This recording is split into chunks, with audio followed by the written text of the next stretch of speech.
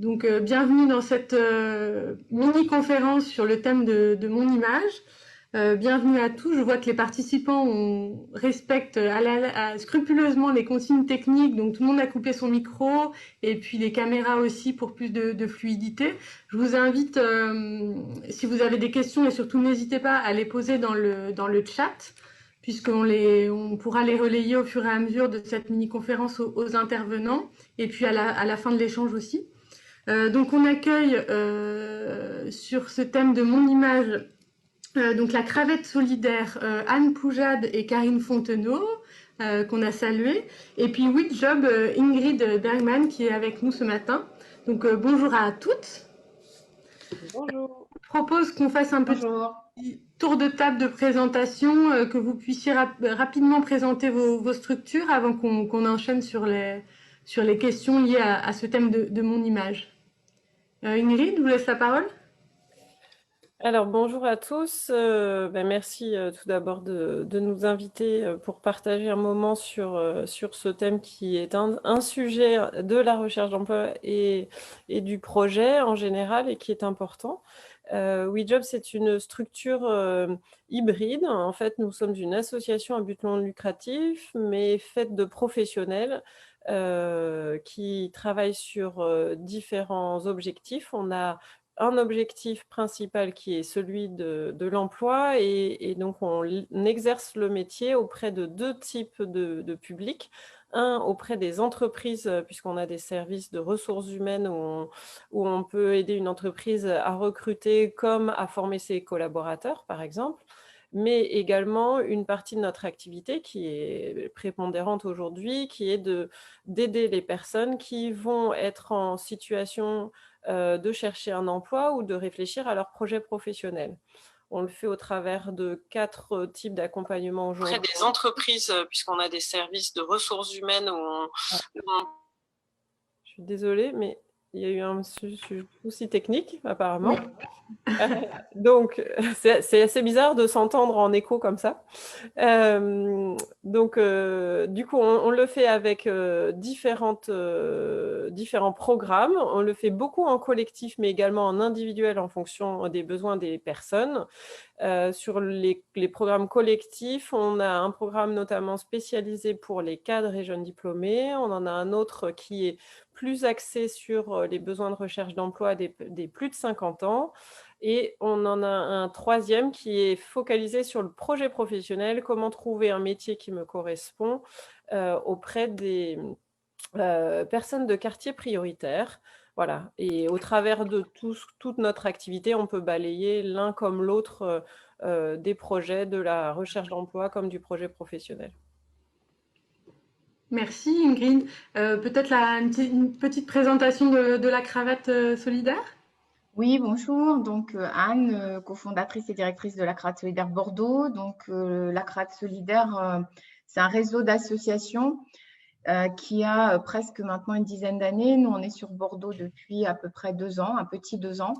Et notre mission, c'est de lutter contre les discriminations à l'embauche et en particulier celles qui sont liées à l'apparence. La France est un pays où on discrimine beaucoup. Trop vieux, trop jeune, trop gros, trop typé. Je pense qu'à un moment ou à un autre, alors la bonne et la mauvaise nouvelle, c'est que on va tous être à un moment donné, si vous ne l'avez déjà été, moi ça a été mon cas en début de carrière, et discriminés pour des raisons diverses et variées. Et donc nous, notre mission, c'est de lutter contre ce phénomène qui empêche les entreprises de recruter les bonnes personnes et qui stigmatise tout un tas de personnes parce qu'elles appartiennent à une ou plusieurs catégories. Donc, comment ça se passe? Nous, on propose un accompagnement aux personnes. C'est une partie de notre action très concrète. Ça s'appelle l'atelier coup de pouce. Et on va travailler sur tout ce qui est code lié à l'entretien de recrutement, codes verbaux, codes non verbaux. Ça se traduit concrètement par un accompagnement sur l'image. C'est la raison pour laquelle Karine, qui est une de nos bénévoles coach image expérimentée, est ici pour vous donner des conseils et répondre à vos questions. Donc, coaching image et don d'une tenue professionnelle qui sera votre tenue pour l'entretien de recrutement, la tenue pour les personnes qui viennent en atelier coup de pouce. Et ensuite, simulation d'entretien avec des bénévoles qui sont des professionnels des ressources humaines ou des managers avertis qui font du recrutement. On termine par une photo professionnelle, puisqu'on a un labo photo pour votre CV et pour les réseaux sociaux. L'image, c'est ce qui vous précède. Ce n'est pas différent de vous, ça fait partie de vous, ça fait partie de nous et c'est extrêmement important de la travailler dans le cadre d'un processus de recrutement. Voilà. Merci. Vous me faites un pont d'or vers la première question qui nous occupe dans cette mini-conférence, et savoir pour les participants quels sont les aspects de l'image qui sont importants dans la recherche d'emploi. Quels sont les aspects sur lesquels on peut travailler? Alors déjà, bonjour à tous. Donc, je suis Karine Fontenot, je me présente très rapidement. Donc, je suis effectivement bénévole image à la Cravate Solidaire. Et à côté de ça, donc, je suis consultante et formatrice en image, en marketing de soi et en bilan de compétences. Voilà. Alors, pour répondre à la question, en fait, l'image, il faut qu'elle vous corresponde et il faut qu'elle soit aussi en accord avec le secteur d'activité dans lequel vous postulez. Et en fait, l'objectif, c'est ça, c'est de garder votre personnalité tout en ayant le reflet de la culture d'entreprise dans lequel on veut. Alors, il y a la culture d'entreprise, mais le secteur d'activité aussi, bien sûr. Après, au niveau de l'entretien d'embauche, l'image a beaucoup évolué. On n'est plus obligé de mettre un costume, cravate pour chaque secteur d'activité. Et c'est là aussi où la cravate, lors des ateliers coup de pouce, met en corrélation les vêtements et le secteur d'activité et la personnalité. On peut peut-être se dire aussi que l'image que l'on va laisser véhiculer au sein d'une entreprise, elle est large. Il y a bien entendu l'image au sens la tenue vestimentaire, mais il y a l'image au sens de la posture que l'on va pouvoir avoir vis-à-vis de l'entreprise. Pour moi, l'image que l'on va laisser, ça commence par le sourire que l'on a au quotidien quand on va s'adresser à une entreprise sur un forum d'emploi, quand on va appeler l'entreprise par téléphone, hein, le sourire passe aussi dans l'appel. Ça va aussi concerner l'image qu'on va laisser sur les médias, les réseaux sociaux, hein, sur LinkedIn ou quand on envoie son CV. Il faut envisager que la forme doit être relativement cohérente avec le fond du métier. Il n'est pas nécessaire qu'un CV soit particulièrement esthétique, mais qu'il soit clair, qu'il soit représentatif. Et, par exemple, avec une photo, si la personne travaille dans les métiers de la relation, ça peut paraître surprenant, mais c'est quand même quelque chose qui est très, très fréquent ici en France. On n'est pas obligé dans tous les métiers. Dans des métiers d'ingénierie, la question de la photo ne se pose pas véritablement, mais on peut la mettre pour autant, hein. Voilà, l'image va être un peu sur différents sujets. Ça va être la relation qu'on va pouvoir entretenir avec l'entreprise, à mon sens, qui va donner une envie positive à la structure de vous recruter, au-delà des mots, au-delà des compétences et de l'expérience que vous pouvez valoriser auprès d'elle. C'est pour ça qu'aujourd'hui, on ne parle plus d'image, mais on parle de marketing de soi, parce qu'effectivement, ça prend en compte toute cette sphère-là. Et oui, effectivement. Et je suis d'accord que les réseaux sociaux aujourd'hui et l'e-réputation, il faut y faire très, très, très attention. Vous avez parlé tout à l'heure des codes des différents secteurs d'activité.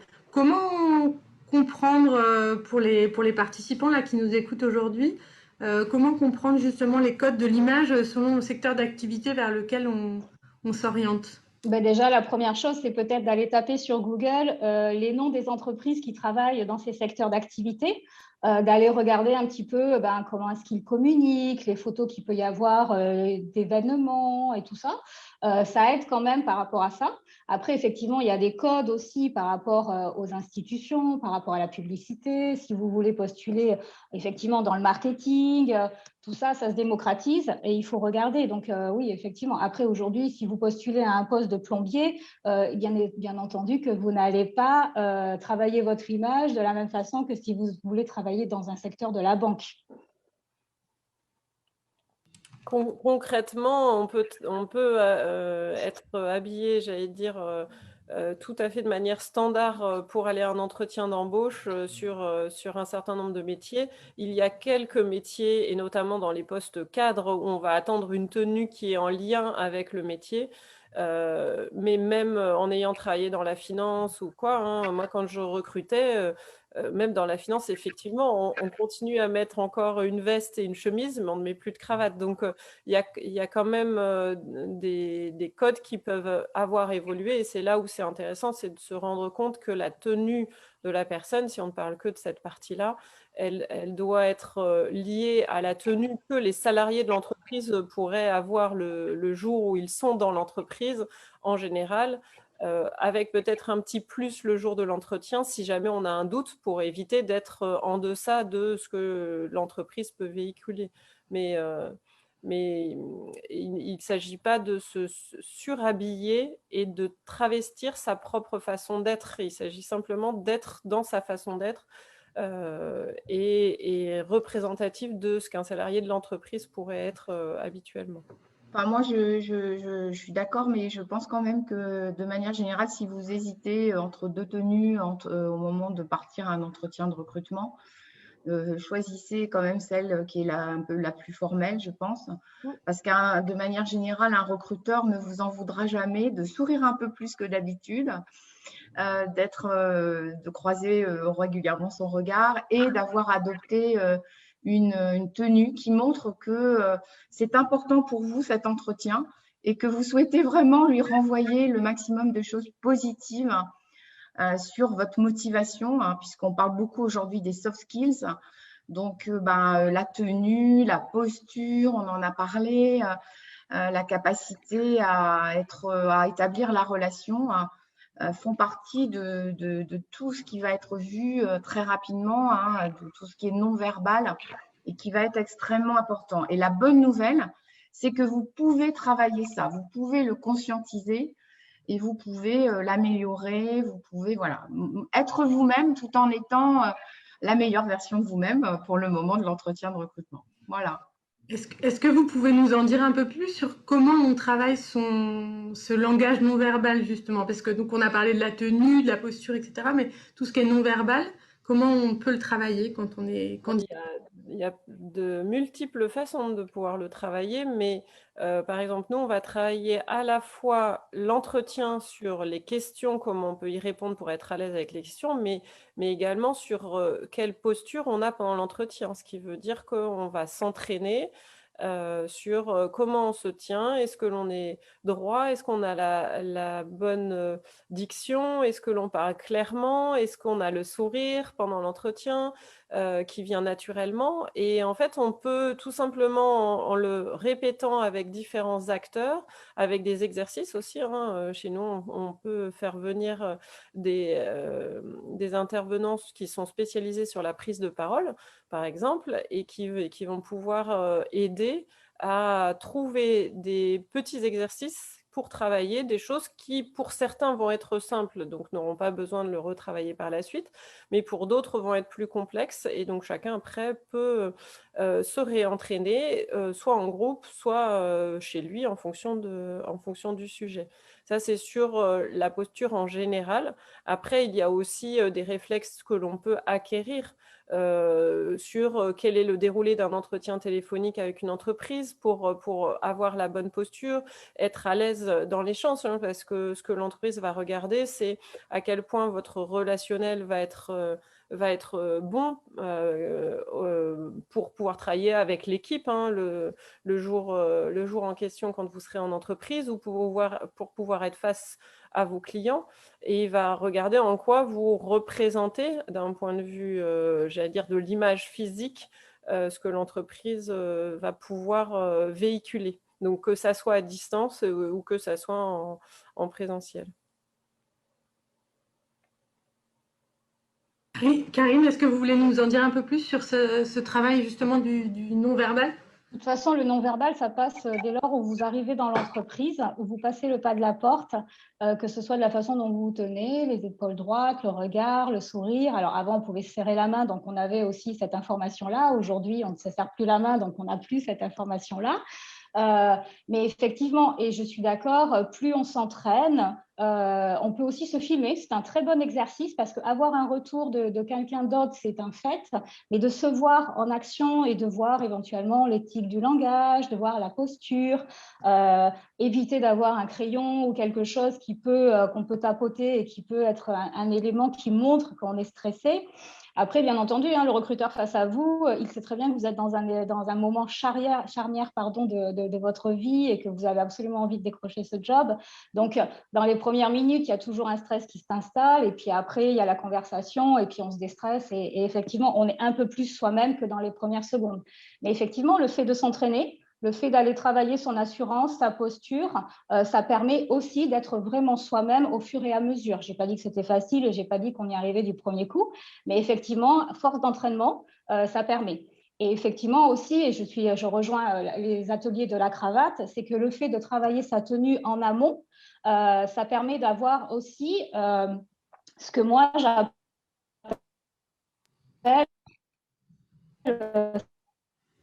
sa tenue de super-héros pour ce jour-là.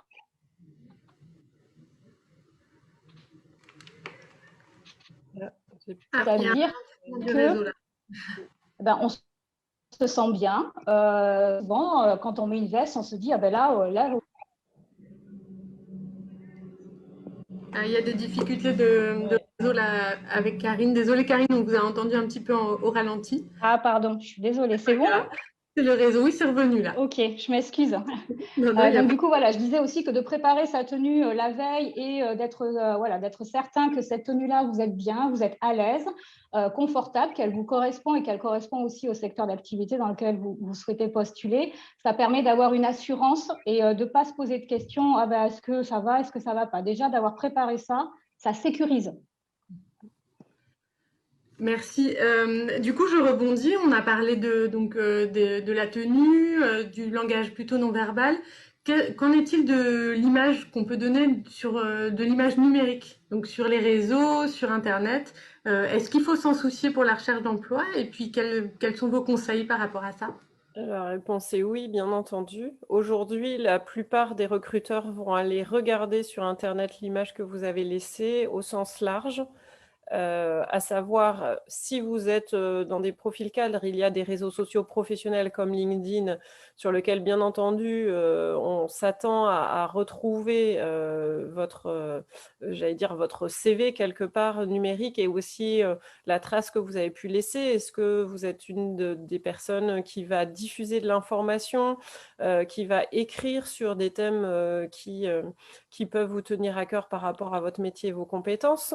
Si vous êtes, tout simplement dans un recrutement en général, ils peuvent aussi voir quelle est l'image que vous avez laissée en général et donc l'irréputation que vous pouvez avoir, ce qui veut dire, est-ce que vous n'avez pas, des expériences précédentes dans votre vie personnelle ou professionnelle qui puissent vous nuire. Et donc, ça fait partie des choses sur lesquelles il faut être vigilant.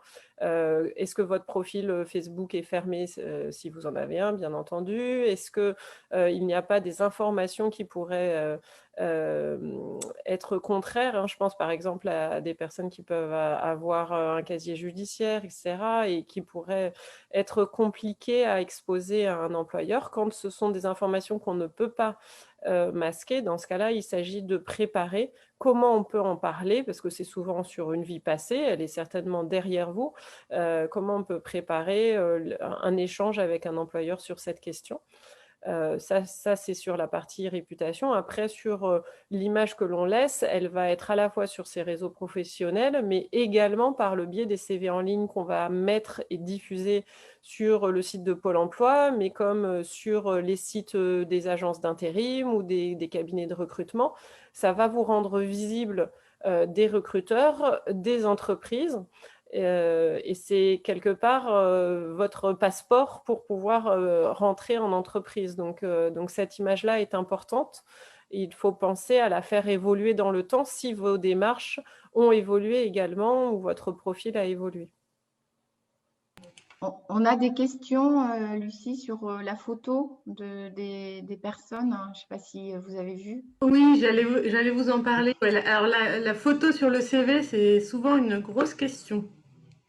Alors du coup, bah, on est les recruteurs, on a tous un peu notre propre vision. En tous les cas, nous, ce qu'on dit, enfin moi, ce que je pense, c'est qu'il ne faut pas mettre de photos sur son CV si on n'a pas une photo professionnelle. C'est la première chose, parce qu'on voit encore beaucoup de photos qui sont pas forcément bien cadrées, avec des fonds vacances, des selfies. Donc ça, c'est pas franchement chouette.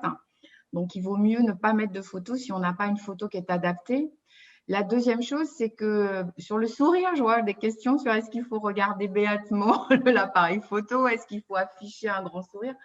Bah, je crois qu'il faut être assez, comment dirais-je, soi-même. Si tous les jours vous n'êtes pas voilà, écarquillé, en train de sourire, bah, vous mettez votre petit sourire sympa. Un sourire, c'est toujours mieux. Il faut donner envie. Ce que disait Karine, on est dans le marketing de soi, donc soyons simples. Je souris, j'ai envie d'être là, j'ai envie de rentrer en relation avec vous. Maintenant, voilà, ne soyez pas différents de ce que vous êtes. Et à la cravate, quand on fait les shootings photos, on veille à prendre une première série de photos, on la montre au candidat en lui disant voilà ce que ça donne votre photo, qu'est-ce que vous en pensez, est-ce que vous pensez que c'est vous, est-ce que vous la mettrez sur votre CV? On retravaille un petit peu avec lui, justement, la posture, etc. Mais on regarde en face de soi. Bon, il y a une façon de se présenter et on essaye d'être soi-même le plus possible, bien cadrer les épaules, de manière voilà, à rentrer à donner des informations plutôt positives. Être soi-même, être la meilleure version de soi-même, ça se prépare. Ce qui est important, c'est de le conscientiser, hein, d'avoir d'avoir des informations, que ce soit par ses proches, par des ateliers, pour avoir du feedback sur voilà ce que j'ai fait, je suis en conscience, je regarde, je me tiens bien, je ne bouge pas tout le temps, je souris, voilà, etc. Je rajouterais aussi la justesse de la photo parce que ce qu'on rencontre assez régulièrement, c'est alors notamment, hein, sans aucune discrimination, mais chez les personnes qui sont un peu seniors, des photos qui ont 10 ou 15 ans. Et du coup, on se retrouve, voilà, que quand on se retrouve face au candidat ou quand on le croise, ben on se dit, mais en fait, c'est pas la même personne. Chez les femmes aussi, c'est souvent le changement de couleur de cheveux, où, ben, entre-temps, on est allé chez le coiffeur, on n'a pas mis à jour sa photo, et ça peut aussi, en tout cas, prêter à confusion et de se dire, mais voilà. Après, moi, ce que je conseille, mais ça, c'est moi, une fois que vous avez une photo professionnelle, je vous conseille de la mettre la même sur votre CV, sur vos réseaux sociaux, voilà, que ce soit la photo qui vous identifie dans ce qu'on appelle le sujet d'aujourd'hui, le marketing de soi. Oui, sur LinkedIn, enfin moi personnellement, encore une fois, c'est la personne qui change tout le temps de photo, vous voyez, ça traduit aussi un peu ça peut être interprété par, bon, l'image c'est important, mais il faut aussi, il y a du fond, c'est-à-dire que voilà, c'est aussi, attention, c'est pas Instagram, hein, donc voilà. Ce qu'il faut voir, c'est, parce qu'on n'a pas dit qu'est-ce que c'est qu'une photo professionnelle, ce n'est pas une photo d'identité, parce qu'aujourd'hui, les photos d'identité, on nous demande notamment sur les passeports d'être extrêmement sérieux, de ne pas sourire, etc. Il vaut mieux être soi-même et souriant sur une photo professionnelle, puisqu'on va être en général dans l'échange au sein de l'entreprise avec d'autres et avec des clients très souvent. Mais c'est une photo simple en fait, hein, de vous dans une tenue professionnelle avec un fond sobre derrière et qui soit une photo un peu comme ce qu'on fait là dans les visios en général. Alors moi en l'occurrence c'est pas formidable parce que j'ai pas un cadre derrière qui est neutre, mais avec voilà un peu d'espace autour de vous qui soit juste correctement cadré tout simplement. Et si vous n'avez pas, parce que ça coûte presque rien hein, de faire des photos professionnelles avec un photographe, nous, c'est quelques euros en général quand on dirige vers les structures en question. C'est gratuit quand c'est avec la cravate solidaire, donc c'est encore mieux. Mais vous pouvez aussi le faire de chez vous, simplement ne pas le faire en mode selfie, comme ce qu'expliquait tout à l'heure Anne, que quelqu'un prenne la photo, qu'il n'y ait pas d'ombre derrière vous, qui gâche quelque part l'environnement, il faut que ça soit bien éclairé. Voilà, donc si vous le faites de manière posée, c'est tout à fait envisageable, même j'ai envie de dire aujourd'hui avec les smartphones, parce que certains se font des photos de très bonne qualité. C'est vraiment plus le cadre global qui va permettre voilà, de vous voir de manière posée, souriante, agréable et dans un contexte dans lequel on pourrait vous voir habituellement au travail. Je reviens sur donc la photo, là, ça aborde la question des réseaux sociaux aussi. Je reviens sur l'utilisation de LinkedIn, puisque dans l'atelier précédent, il y a eu beaucoup de questions sur comment utiliser LinkedIn et est-ce que vous auriez des conseils en particulier, parce que ça fait partie, c'est vrai que c'est un réseau social professionnel qui fait partie de l'image numérique qu'on peut véhiculer.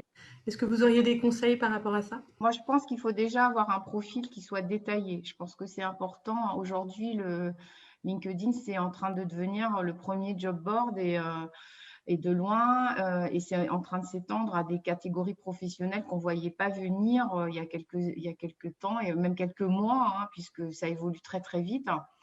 Donc, avoir un profil détaillé, ça me paraît important. Ne pas hésiter à remplir l'ensemble des rubriques. Encore une fois, on peut se faire aussi aider par des personnes qui ont l'habitude de travailler les réseaux sociaux. Nous, on a des ateliers qui sont animés par des professionnels du recrutement, justement sur LinkedIn et les réseaux sociaux. Et je pense qu'il faut avoir une activité appropriée au monde professionnel. C'est-à-dire, si vous n'avez rien à dire de particulier, ce n'est pas non plus obligatoire de faire des articles qui vont avoir juste pour comment dirais-je, intérêt d'attirer l'attention sur vous. Vous n'aurez pas l'attention s'il n'y a pas de fond, si ce n'est pas intéressant. Donc, il faut quand même mesurer aussi son activité propre.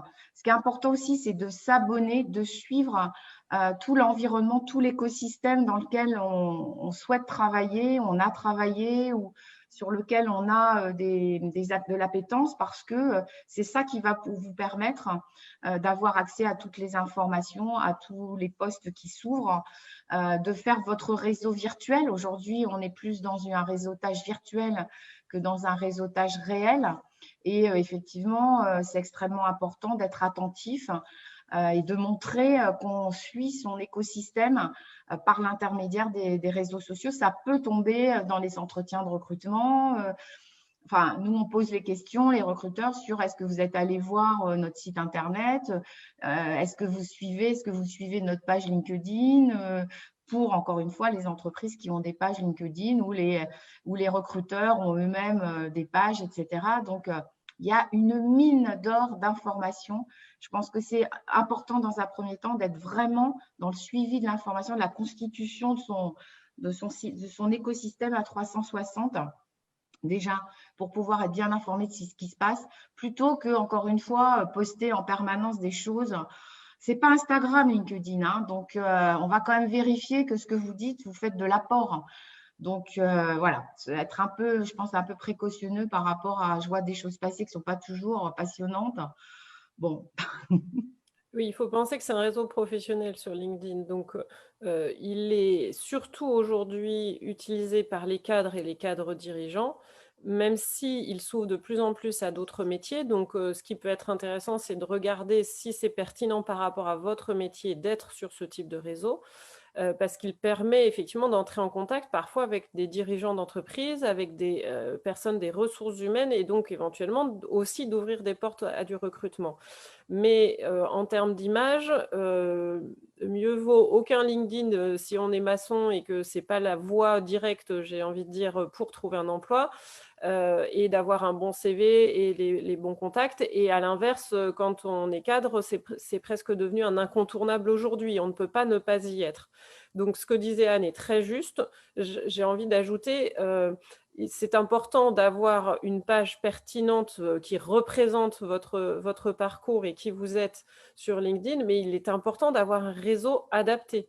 Quand je rencontre des personnes qui travaillent dans la communication et qui ont 200 personnes dans leur réseau, je trouve ça surprenant aujourd'hui parce que ça fait partie de leur métier que de savoir et de faire du réseau en matière de communication. Et dans les métiers de cadre dirigeant, c'est pareil. C'est très, très important de le faire vivre pour pouvoir derrière faciliter vos embauches parce que plus votre poste est de niveau important, moins il y aura d'offres d'emploi et plus le réseau va être une source d'emploi tout simplement en fait. Ce qui veut dire également, Anne a tout à fait raison, qu'on va plutôt mettre des articles, plutôt diffuser de l'information dès lors qu'on est dans des métiers qui le précisent, qui l'explicitent, ou dans une démarche justement active de recherche, et il vaut mieux ne rien mettre que mettre une information peu pertinente, ou simplement faire le relais d'autres choses en permanence. On peut être le relais d'autres informations pour pouvoir justement donner de l'importance à cette information, montrer à quel point elle est importante, mais il faut aussi créer de l'information si on veut que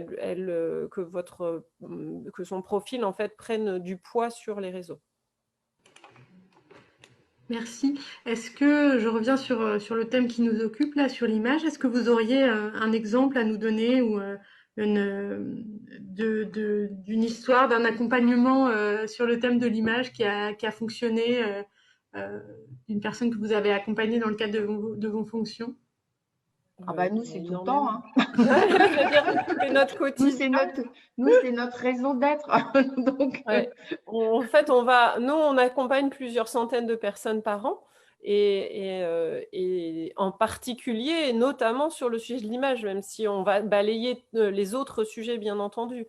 Mais l'image est un sujet important. Je parlais des professionnels de la prise de parole, mais nous, on travaille aussi par l'improvisation théâtrale pour travailler aussi les réflexes en matière de posture. Évidemment, on travaille en partenariat avec la Créate Solidaire pour tout ce qui est sujet de la tenue.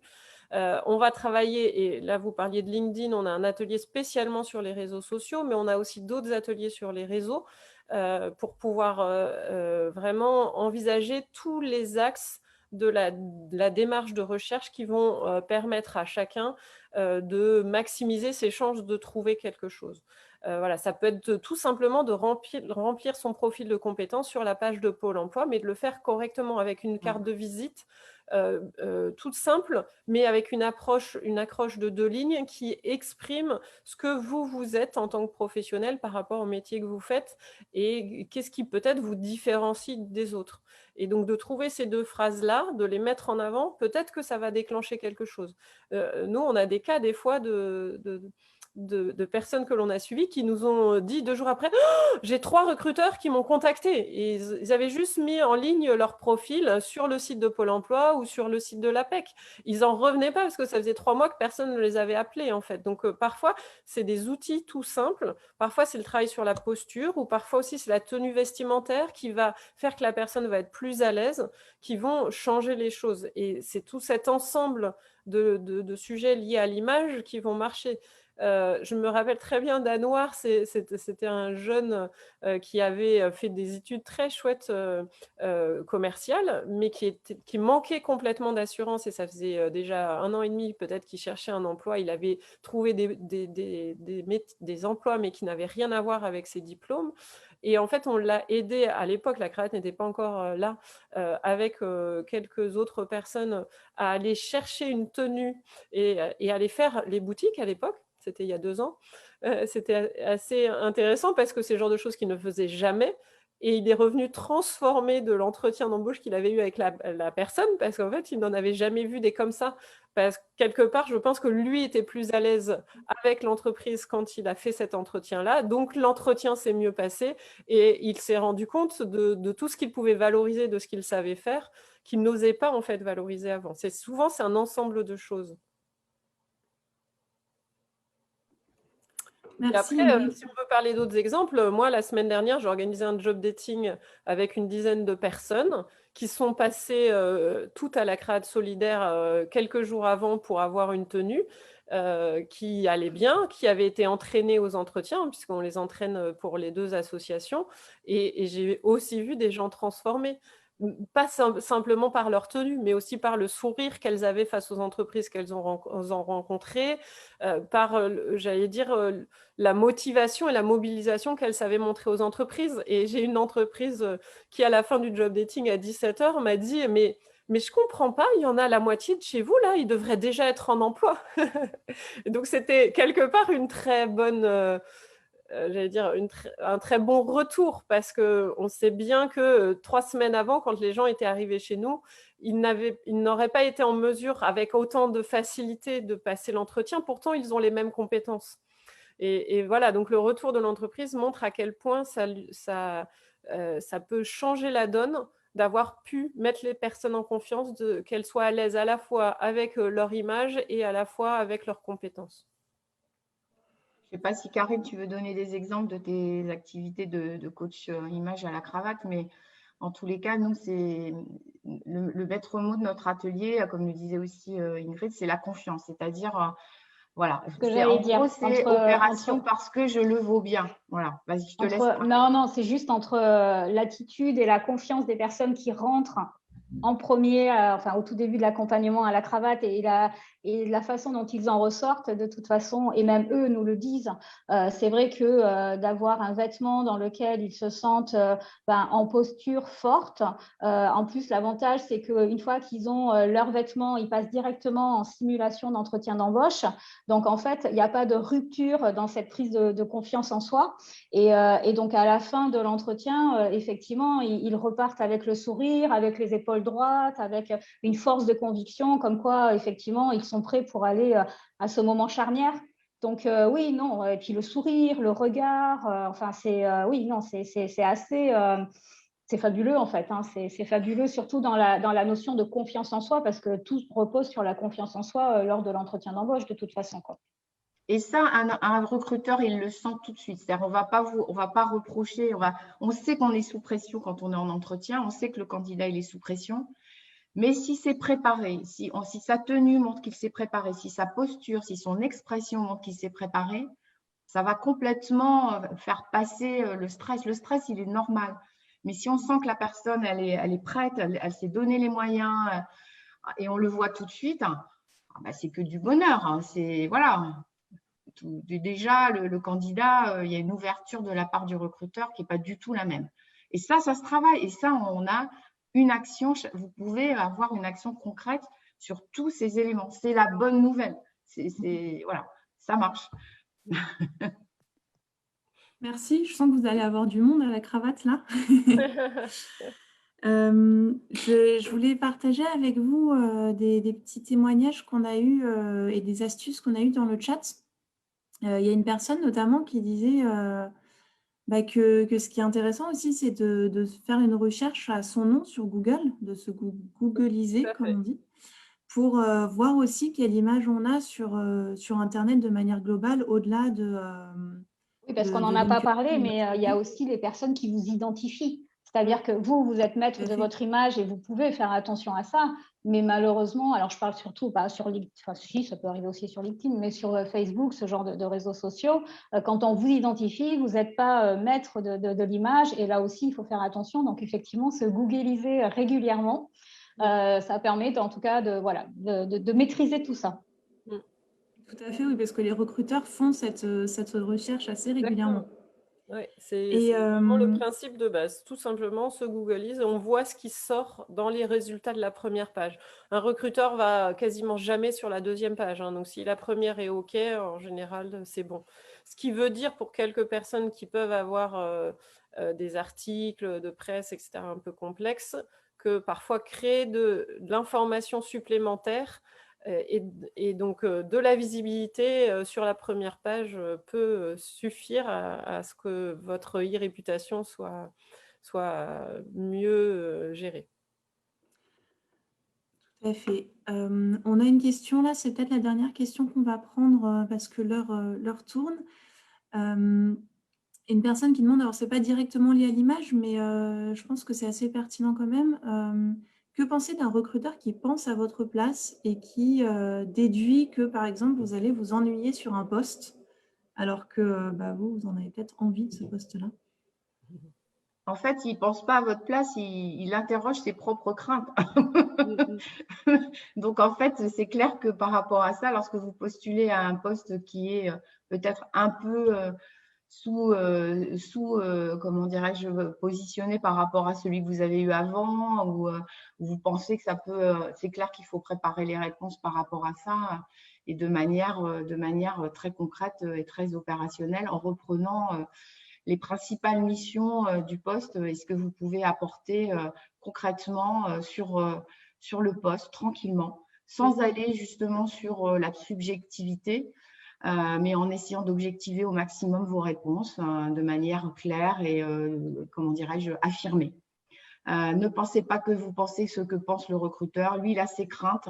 Ne vous embarrassez pas avec ça. Restez bien centré sur vous et, comment dirais-je, reprenez, pour moi, les différents attendus. C'est ça qu'il va voir, essayer de voir le recruteur. Il va voir comment vous résistez aussi un peu à la pression. Quelque part, il vous met un peu la pression. Et surtout, ne rentrez pas dans le piège, enfin pour moi, ne rentrez pas dans le piège de « ah oui, ah bon, ah que, mais pourquoi vous dites ça ?» Non, vous restez bien centré sur vous, vous êtes là, vous êtes légitime, vous avez fait un certain nombre de choix. Reprenez les différents attendus et mettez en valeur vos compétences et vos apports par rapport aux différentes missions du poste. Il pour peut moi. réagir de cette manière-là, le recruteur, pour 2 raisons. Soit parce qu'il en a fait l'expérience à ses frais, et donc on a des personnes parfois sur certains postes qui s'en vont au bout de quelques jours, au bout de quelques semaines, au bout de quelques mois. Ça peut être très coûteux pour lui et ça peut être très compliqué pour lui à gérer. Donc parfois, il a de bonnes raisons de le craindre, même si ce n'est pas forcément du tout votre cas de figure. Parfois, c'est simplement des questions pour voir comment vous réagissez, justement. Est-ce que c'est une difficulté pour vous? C'est pas forcément une question piège. Ça fait partie du jeu. Comme on a peu de temps pour comprendre comment fonctionne une personne, parfois les questions peuvent paraître un peu trop saillantes ou pas toujours, ou parfois un peu déplacées. Mais finalement, le tout, c'est d'y répondre, comme dit Anne, justement droit dans sa situation. Si vous êtes motivé par le poste, je pense que votre motivation, elle va ressortir. Si vous ne pensez pas risquer de vous ennuyer, vous pouvez le dire tout à fait naturellement. Il y a des personnes qui peuvent être très polyvalentes et aimer changer pour aller vers un autre type de poste, même s'il n'y a pas de management, admettons, et sans s'ennuyer pour autant. Et donc, le poste a certainement des valeurs pour vous que vous pouvez faire ressortir. Vous pouvez aussi lui montrer des exemples de votre vie précédente où justement vous avez fait des pas de côté et où ça s'est bien passé. Vous pouvez lui montrer que vos expériences professionnelles précédentes, vous n'avez pas eu de rupture particulière rapide et immédiate, que vous êtes resté relativement longtemps dans les autres postes, et ça le rassurera sur qui vous êtes aujourd'hui. Voilà, il faut que ce soit fluide. Voilà. C'est vrai que si vous êtes un slasher et il y a des personnes comme ça aujourd'hui qui changent de poste tous les 6 mois, ça peut être logique que l'entreprise vous pose ce type de questions. Si ce n'est pas votre cas, ça va se voir dans votre CV et dans votre échange avec l'entreprise. Merci beaucoup. C'était super riche. Merci à toutes les 3. Si vous le souhaitez, je vous invite à mettre vos coordonnées dans le chat pour que des personnes puissent prendre contact avec vous. Sinon, moi, tout le monde a mes coordonnées, donc s'il y a des participants qui souhaitent être recontactés par WeJob ou la cravate solidaire, n'hésitez pas à me le dire si vous ne l'aviez pas encore fait dans le formulaire d'inscription. Anne a mis, voilà, vous avez mis vos coordonnées. Merci beaucoup, la Maison de l'Emploi, Clara et Lucie. Et puis, bonne continuation à tous. Go, go, go. Merci. Certains vont le voir dans les ateliers. Ouais, pour tous ceux que ça peut inquiéter notre situation actuelle, sachez qu'il y a quand même beaucoup d'entreprises qui ont repris des recrutements ces dernières semaines. Et il y a des secteurs qui ne sont pas du tout en crise et qui recrutent vraiment parfois même plus qu'il y a un an pour quelques-uns d'entre eux, parce que la crise peut apporter aussi parfois de bonnes nouvelles à certains. Donc voilà, il ne s'agit pas de relâcher ses efforts, au contraire, et il y a de belles choses qui se passent en ce moment, et nous on voit des emplois tous les jours, là, ces derniers jours encore, qui se font. L'image fait partie du jeu, mais sachez que voilà, vous pouvez, avec peut-être parfois un petit peu d'effort, mais en tout cas, trouver chaussures à votre pied, c'est encore faisable aujourd'hui. Et voilà, continuons et on trouvera tous des solutions.